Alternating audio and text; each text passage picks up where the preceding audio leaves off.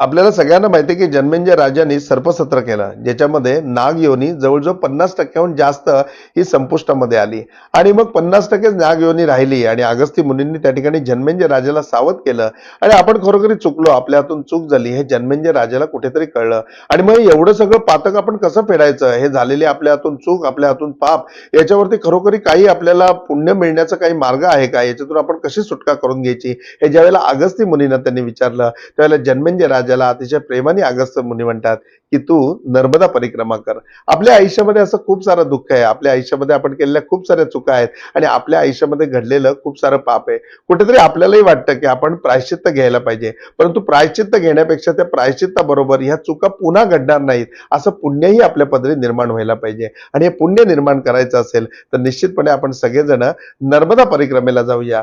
7 जानेवारी ते 22 जानेवारी नर्मदा परिक्रमा. नर्मदे हर.